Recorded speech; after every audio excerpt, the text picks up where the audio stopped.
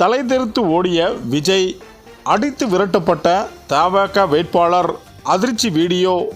அதாவது சென்னை சைதாப்பேட்டையில் நடைபெற இருந்த விஜயின் தேர்தல் பரப்புரை ரத்து செய்யப்படுவதாக தற்போது அறிவிப்பு வெளியாகியிருக்கிறது.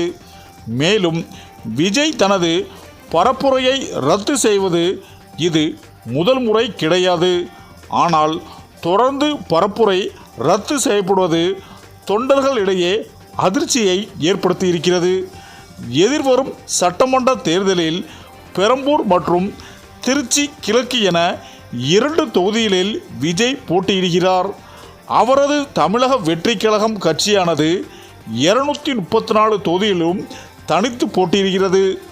மேலும் வழக்கமாக கட்சியின் தலைவர் வேட்பாளர்களை அறிவிக்கிறார் எனில், அவர் போட்டியிடும் தொகுதிக்கு சென்று இந்த நபர் இந்த தொகுதியில் போட்டியிடுகிறார், எனக்கு வாக்களிப்பதாக நினைத்து இந்த நபரை வெற்றி பெற வையுங்கள் என்று அறிமுகப்படுத்துவது வழக்கம். முதலமைச்சரும் திமுக தலைவருமான ஸ்டாலின், எதிர்க்கட்சி தலைவரும் அதிமுக பொதுச் செயலாளருமான எடப்பாடி பழனிசாமி உள்ளிட்டோர் தங்கள் வேட்பாளர்களை இப்படித்தான் அறிமுகப்படுத்தினர். ஆனால் விஜயோ நட்சத்திர ஓட்டலில் வைத்து வேட்பாளர்களை அறிமுகப்படுத்தி சிம்பிளாக முடித்து கொண்டார். சரி, வேட்பாளர் அறிமுகம்தான் இப்படி உப்பு சப்பு இல்லாமல் போயிடுச்சு. பிரச்சாரத்திற்கும் வந்து நம்மை பற்றி பேசுவார் என்று வேட்பாளர்கள் விஜயை எதிர்பார்த்து காத்திருந்தனர். ஆனால் அங்கும் வெறும் எதிர்பார்ப்பு மட்டுமே மிஞ்சியது. இந்த நிலையில் தேர்தலுக்கு இன்னும் 2 வாரங்கள் தான் இருக்கின்றன. மேலும் 14 நாட்களில் எப்படி 234 தொகுதிகளிலும் பிரச்சாரம் மேற்கொள்ள முடியும்? அப்படி எனில் ஒரு நாளைக்கு 16 தொகுதிகளில் போய் பேச இருக்கிறாரா விஜய் என்று நிர்வாகிகள் எதிர்பார்த்தனர். அங்குதான் விஜய் ட்விஸ்ட் வைத்திருக்கிறார். அதாவது விஜய் தனது பரப்புரையை தொடர்ந்து ரத்து செய்து வருகிறார். இந்த நிலையில் வில்லிவாக்கம் டி நகரில் பரப்புரை செய்ய இருந்தார். ஆனால் போதுமான நேரம் வழங்கப்படவில்லை என்று கூறி விஜய் தனது பரப்புரையை ரத்து செய்தார். வில்லிவாக்கத்திலிருந்து டி நகருக்கு 1 மணி நேரத்தில் போக முடியாதாம். எனவே பரப்புரையை ரத்து செய்தாராம். வில்லிவாக்கம் டி நகர் 1 மணி நேரம் பயணம் சாத்தியமே இருந்தும் விஜய் தனது பரப்புரையை ரத்து செய்தார். அதே போல சைதாப்பேட்டையில் பரப்புரை மேற்கொள்ள இருந்தார். அதுவும் திடீரென ரத்து செய்யப்படுகிறது. 1 மணி நேரம் மட்டுமே பிரச்சாரம் செய்ய அனுமதி வழங்கப்பட்டதால் பரப்புரை ரத்து செய்யப்பட இருப்பதாக சொல்லப்படுகிறது. வில்லிவாக்கம் டி நகர், சைதாப்பேட்டை போன்ற இடங்கள் எல்லாம் போக்குவரத்து நெரிசல் மிகுந்த பகுதி. இங்கு 15 நிமிடம் பிரச்சாரம் செய்தாலே போக்குவரத்து ஸ்தம்பித்து மக்கள் டென்ஷனாக தொடங்கிவிடுவார்கள். இதையெல்லாம் கணக்கில் கொண்டுதான் 1 மணி நேரம் வரையறுக்கப்பட்டிருக்கும். அந்த நேரம் போதாது என்று விஜய் சொல்வது ரொம்ப ஓவர் என விமர்சனங்களும் எழுந்திருக்கின்றன.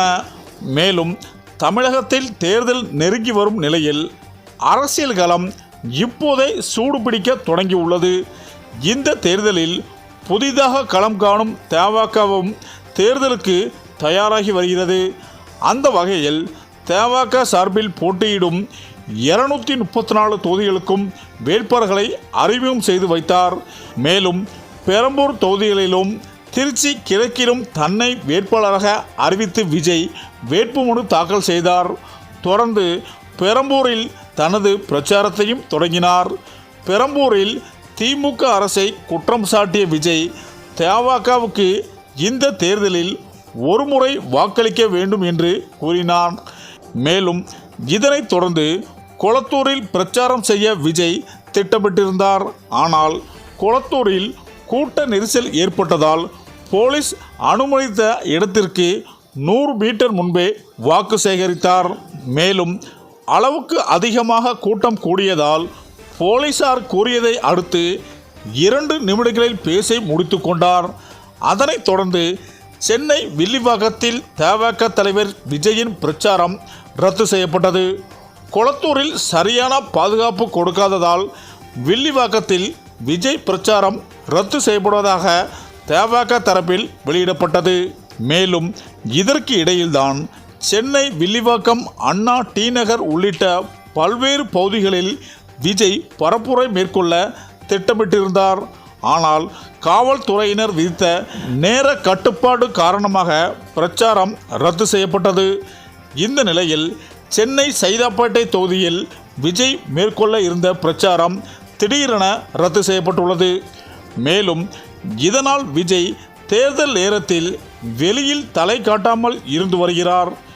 இப்படியாக தொடர்ந்து பல்வேறு காரணங்களால் விஜய் அனைத்து பரப்புரையும் ரத்து செய்யப்பட்ட நிலையில் தொண்டர்கள், ரசிகர்கள் அப்செட்டில் இருந்து வருகின்றனர்.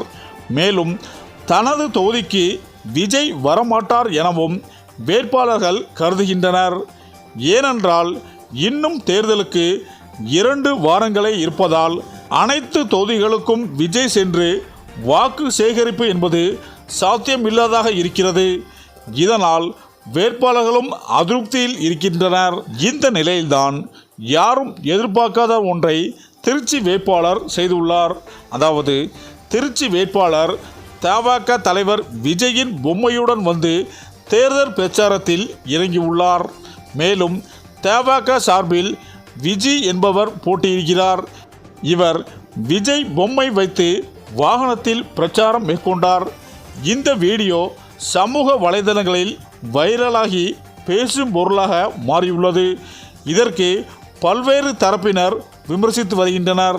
இந்த நிலையில்தான் விஜய் தேர்தல் நேரத்திலும் வெளியே தலை காட்டாமல் இருப்பது குறித்து பல கேள்வியும் எழுந்துள்ளது.